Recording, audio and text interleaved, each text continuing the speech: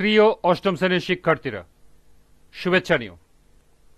আজকে আমি তোমাদের 2025 সালের বাংলাদেশ ও বিশ্ব পরিচয় বিষয়ের নতুন বই থেকে 11তম অধ্যায় এর অনুশীলনী থেকে 2 নং সৃজনশীল প্রশ্নের সমাধান করে দেব। প্রথমে তোমাদের বলবো, যারা আমার চ্যানেলটি সাবস্ক্রাইব করো নাই তারা আমার চ্যানেলটি সাবস্ক্রাইব করবে এবং আমার সাথে থাকবে। তাহলে চলো আমরা ক্লাস শুরু করি। 11তম অধ্যায় 2 নং সৃজনশীল প্রশ্ন। সাজিদদের গ্রামে ধলেশ্বরী নদীর তীরে অবস্থিত। সকালে খেলার মাঠে গিয়ে দেখল নদী পানিতে পূর্ণ, কিন্তু বিকেলবেলা গ্রামের লোকজনের ছুটাছুটি, গবাদি পশু ও মালামাল অন্যত্র নিয়ে যাওয়া, ফসল সংরক্ষণের ব্যাপক প্রস্তুতি দেখে সে বুঝল তাদেরও এখন গ্রাম ছেড়ে যেতে হবে। তাদের পরিবারের সদস্যরা সাজিদের দাদি ও 3 বছরের ছোট বোনকে নিয়ে বেশি চিন্তা করছিল। প্রথম প্রশ্ন, গ্রিন হাউস গ্যাস কি? দ্বিতীয় প্রশ্ন, ভূমিধস কেন হয়? তৃতীয় প্রশ্ন, সাজিদের এলাকায় কোন দুর্যোগ দেখা দিয়েছে, ব্যাখ্যা করো। এবং সর্বশেষ প্রশ্ন, উক্ত দুর্যোগ সাজিদের পরিবারের উপর যে প্রভাব ফেলেছে তা নিরূপণ করো। তো চলো এখন আমরা এই 4টি প্রশ্নের সমাধান দেখে নিই।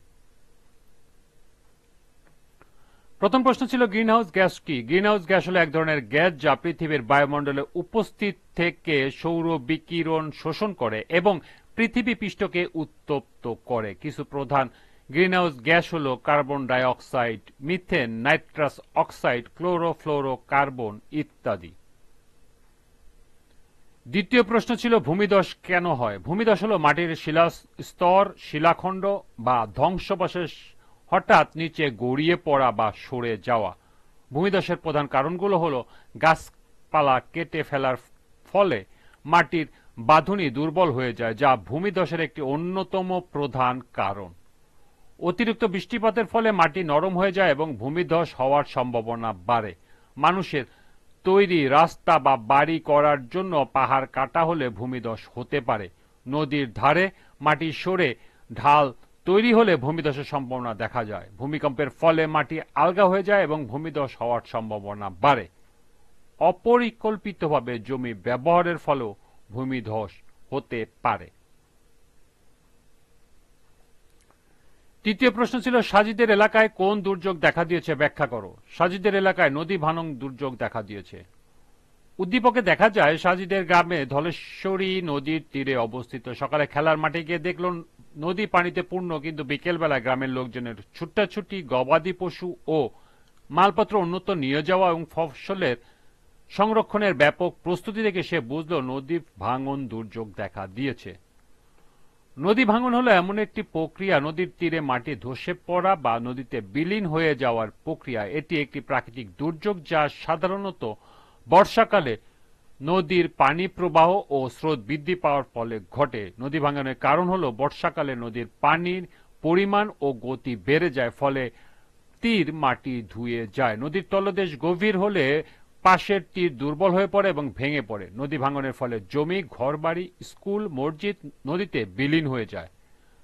লোকজন আশ্রয়হীন হয়ে পড়ে। ফসলি জমি এবং জীবিকা হারিয়ে দরিদ্র বৃদ্ধি পায়। অবকাঠামো যেমন রাস্তা, সেতু, বিদ্যুৎ লাইন ধ্বংস হয়। সুতরাং বলা যায় সাজিদের এলাকায় নদীর পানি বৃদ্ধি পেয়ে নদী ভাঙন দুর্যোগ দেখা দিয়েছে। সর্বশেষ প্রশ্ন, উক্ত দুর্যোগে সাজিদের পরিবারের উপর যে প্রভাব ফেলেছে তা নিরূপণ করো। নদী ভাঙন দুর্যোগ সাজিদের পরিবারের উপর নেতিবাচক প্রভাব ফেলেছে। উদ্দীপকে দেখা যায় সাজিদের গ্রাম ধলেশ্বরী নদীর তীরে অবস্থিত। সাজিদের গ্রামে নদী ভাঙন দুর্যোগ দেখা দিয়েছে। তার পরিবারের সদস্যরা সাজিদের দাদি ও 3 বছরের ছোট বোনকে নিয়ে বেশি চিন্তা করছিল। নদী ভাঙনের কারণে সাজিদের বসতবাড়ি হুমকির মুখে পড়েছে, ফলে তাদের গ্রাম ছেড়ে অন্যত্র আশ্রয় নিতে হচ্ছে, যা একটি বড় মানসিক ও শারীরিক চাপ।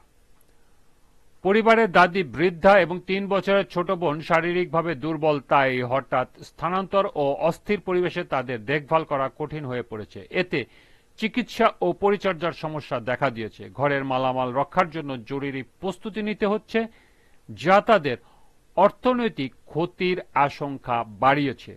পরিবারের সবাই দুশ্চিন্তাগ্রস্ত ও আতঙ্কিত। হঠাৎ সবকিছু হারানোর সংখ্যায় মানসিক চাপ, আতঙ্ক ও অসহায়ত্ব তৈরি হয়েছে। সুতরাং বলা যায় নদী ভাঙন শুধু ভৌত অবকাঠামো নয়, বরং সাজিদদের পরিবার সহ গ্রামীণ মানুষের জীবনধারা, নিরাপত্তা, শিক্ষা ও মানসিক স্থিতি সবকিছুকেই ক্ষতিগ্রস্ত করে। এই ছিল ২ নং সৃজনশীলের ৪টি প্রশ্নের সমাধান। এরই সাথে ১১তম অধ্যায়ের সমাপ্তি। আজকের ক্লাসটি এ পর্যন্তই।